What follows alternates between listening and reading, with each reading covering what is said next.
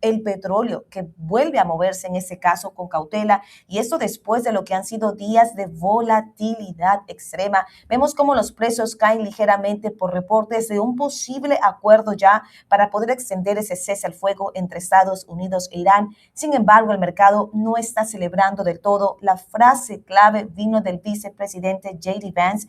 Dijo: Estados Unidos e Irán están cerca, pero todavía no han llegado. Y por supuesto, esa diferencia es lo que mantiene al crudo con piso. Totalmente, vemos que obviamente el Brent pues llegaba a caer el día de ayer alrededor de los $93, ya hoy está cayendo a $90. El West Texas bajó, llegó a tocar los $89, aunque hoy está en $88 y hoy está en $89, y eso en la semana el petróleo acumula una caída de más del 8% después de pues haber tocado niveles mucho más altos en el riesgo de las interrupciones, obviamente en el estrecho de Hormuz. Para el mercado sigue operando como un titular por titular. Seguimos viendo pues que todos los días algo mueve el mercado dependiendo a lo que salga en las noticias. Cuando cualquier señal de acuerdo baja los precios, cualquier duda sobre el uranio, sanciones, sobre el tráfico, vuelve a meter la prima de riesgo. Entonces seguimos viendo, a pesar de la caída que estamos viendo hoy, seguimos viendo mucha volatilidad en el petróleo.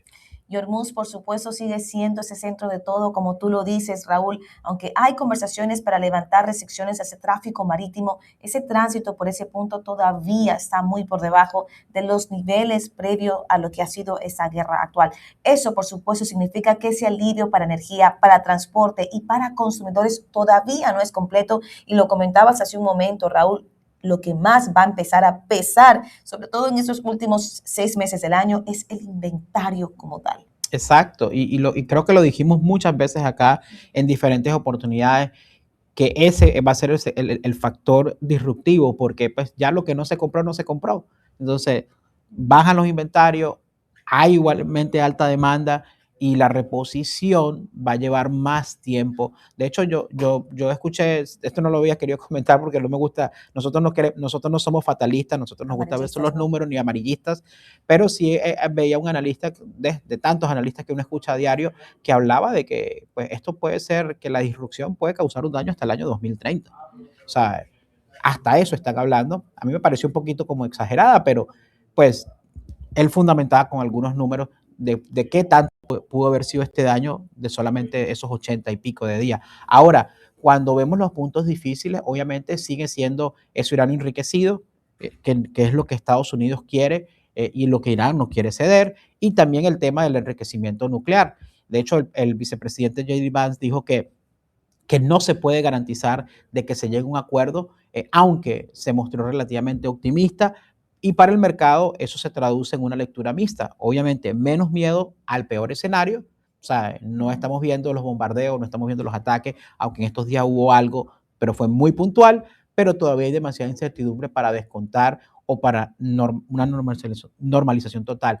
¿Cuál es el miedo? Sinceramente, que el presidente se canse. Para mí ese es el miedo, que el presidente diga, ¿sabes qué? Me cansé de ustedes, déjense de tanta cosa y fuácata. Wow. Ese es el miedo real, porque o sea, yo creo que están tensando la cuerda, y como son, ¿no? Tú tensas la cuerda hasta el punto que no aguanta más y se puede romper. Y ese es un miedo que no se puede descontar. Y lo que te comentaba, que Irán definitivamente ha sido muy resiliente, ¿no? Ese brazo difícil de torcer. Han jugado, como quien dice, el juego de la paciencia, porque mientras más tiempo pasa para que se llegue a un acuerdo final, por supuesto, sigue viendo esa presión el petróleo y sigue, por supuesto, afectando toda la cadena de suministro que llega, señores, a la inflación que hoy en día no está cediendo. Ahora, aunque el petróleo está por debajo de los $100, por supuesto, todavía no estamos en una historia limpia de alivio inflacionario. Y como decías, o sea, qué interesante que ese analista decía se sentirá hasta 2030, posiblemente no en el precio del crudo, pero como tú siempre lo dices, hay cosas que dejan un precedente. Volveremos a ver a ese petróleo en los niveles de los $60, casi 70 apenas que llegaba cuando ese conflicto no existía. Yo quisiera decir que sí, ¿sabe? Puede pasar algo extraordinario y de repente el petróleo llega a 60, pero nuevamente no es negocio. sea, ahí entramos ya en temas técnicos. O sea, yo creo que por más que pase, de repente no por el conflicto, pero yo no creo que las petroleras dejarían que el petróleo llegue a $60 nuevamente, a menos que sea completamente necesario para tratar de reactivar la economía, etcétera. Pero verla llegar a ese punto, no sé, pero de que pueda mantenerse en los 80, 85, 84, yo creo que eso sería un precio más moderado, donde yo creo que podríamos estar, de repente un roce bajando a los 70, pero 60 todavía por ahora no. Definitivamente lo que sí sabemos es que si este acuerdo realmente se firma y Hormuz se reabre de una forma más sostenida, podríamos ver de repente menos presión bajista en ese crudo, pero si las conversaciones se traban, el rebote puede ser aún más rápido. Y acuérdate, ese efecto rebote siempre es el que más le da miedo a las personas. Eh, si usted ha aumentado algunos kilos y los quiere perder, usted sabe lo que es el efecto rebote.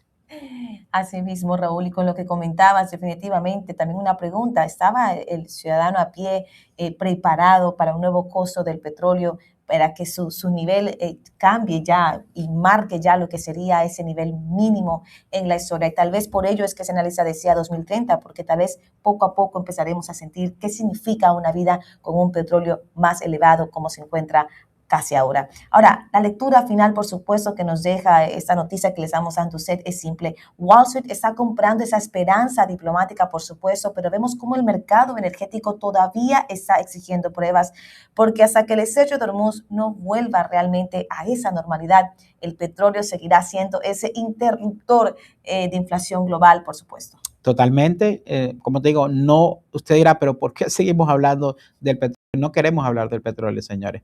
Queremos hablar de otras noticias, pero lamentablemente pues sigue siendo ese factor que está presionando al mercado, aunque creo que hemos perdido, ¿sabes? Y lo vemos, ¿sabes? Lo te explicamos, el mercado ya no está tan pendiente de esto, no está descontando el riesgo tampoco, pero ya no es el titular principal, pero sigue siendo como esa piedrita en el zapato.